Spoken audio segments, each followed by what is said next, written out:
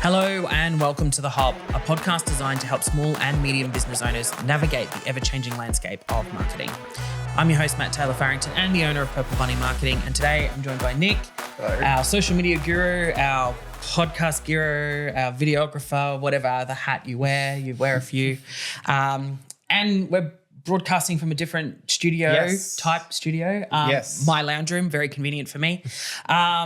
We got some new gear. It's amazing, exciting. You're enjoying it? Yes, lots of new gear to play with and do silly things with as well. I mean, I'm not behind the desk at the moment, so I'm not going to be able to play some sound effects right now. But No, but you can insert them later. Yeah, I'll insert them. Samuel's pressing buttons there. We're not sure. There might be a sound effect going off. But yes, exciting. You know, I that's definitely good. like that, bow, bow, bow sound. Yeah, it's That'll be silly. fun. We'll have to insert that somewhere. Very silly. Find a reason for it. Anyways, yeah, we're going to talk about social media. We're going to talk about some new features or things that we're finding that are going on, and some annoying things that I guess 1 minute it's doing this and then it's changing. So let's dive straight into it. But obviously we briefly spoke about content duration last time and that we suspected that algorithms might change in the future because we are seeing the allowance of expanded content being, 90 seconds, Jesus, going backwards, 120 seconds, etc.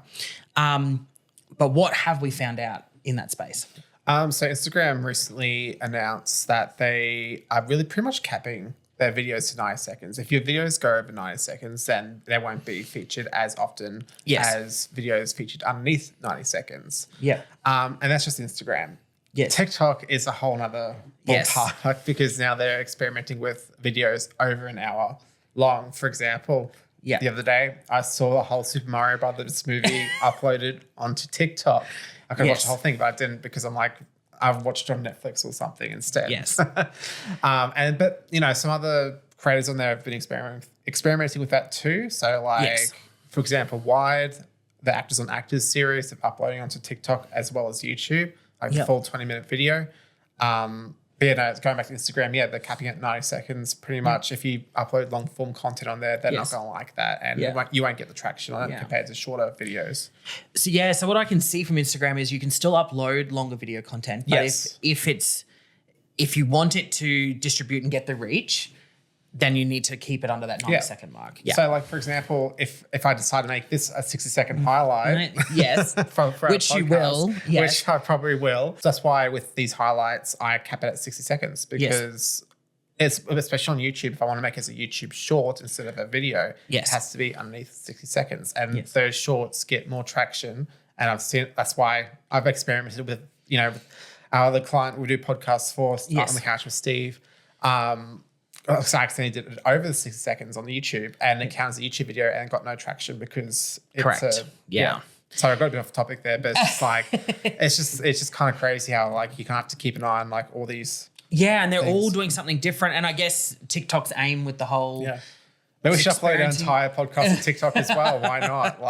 No, let's not. But the whole 60 minutes, I guess, maybe TikTok's trying to pinch some of that market from YouTube. I guess. Absolutely. Yeah, I think that's where they're probably trying to reach. Instagram just being annoying with the 90 seconds thing. I mean, why expand it and then still say that we're only going to target if it's 90 seconds? I just find that frustrating. But anyways, I guess that's around duration. And obviously we'll keep you posted if we find or hear any more changes there.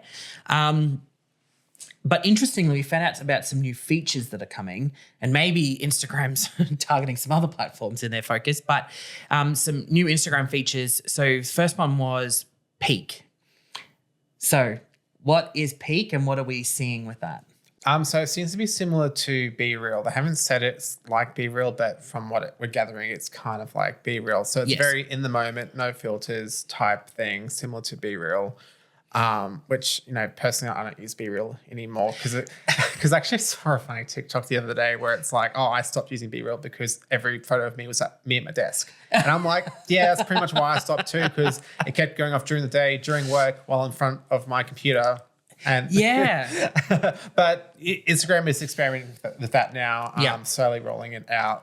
I personally haven't got on my Instagram yet, so maybe soon. No, I haven't seen it either, but I've heard obviously around that's coming. And, Instagram's known for copying other people. So stories from Snapchat, for example, Yes, yes. And leading into stories, I guess there's another feature that they're talking about called Lately, which will be there as well. And what are we finding around that that's going to affect with stories? So pretty much instead of your story being 24 hours, it'll be 7 days pretty much, but only for your followers. I think I've seen it somewhere, like some brand I follow has had that happen. Yeah. I can't recall. It does, like when I was doing my research, I was like, I think I've seen someone do that before. Yes. But yeah, so story being up for 24 hours, it would be up for the whole week. And that's only for your followers. So if someone's not following you and they'll look on your profile, they won't see. Yes. Yeah, perfect.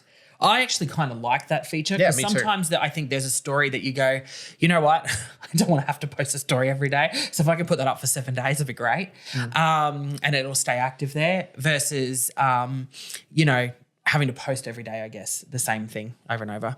And I think that's great for business in particular who are running, say, a week-long sale and stuff like that. You know, we talked about them in a podcast with Sam where we were talking about the fact that sometimes those short burst sales are hard. And from an organic standpoint, that'd be great to be able to have the story there because we know that people live in stories. Yeah. I know I do. I get stuck in stories. And sometimes you don't get to see because you might follow like 500 people. And if you don't get to see it. You don't see all of them. So if you get to see it a few days later. Yes. Then yeah. Yeah. All right, cool. So that's Instagram features. Obviously, still the same company, but we're now talking about Threads. I personally have fallen off using it. I think we need to get back on using it. Yeah. I think personally we might, Purple Bunny's going to keep playing in there. We tried, we started, but I kind of just found the audience wasn't there. I think everyone, when it was new and exciting, everyone was like, bang, cool, let's get on this. And then I think it kind of lost its thing because I think I said in a previous podcast as well, the issues I found with it was it seemed to be very beta-ish because there was a lot of features where I'm like, okay, well, if you want to be a competitor to Twitter, I can do .x. I know, we're still struggling. I'm not calling it that. Yeah. But on X, you can direct message, you can, what couldn't it do at the time? I can't remember. But there was a lot of, especially direct message. Yes. You could do all this stuff on Twitter and you want to compete with them.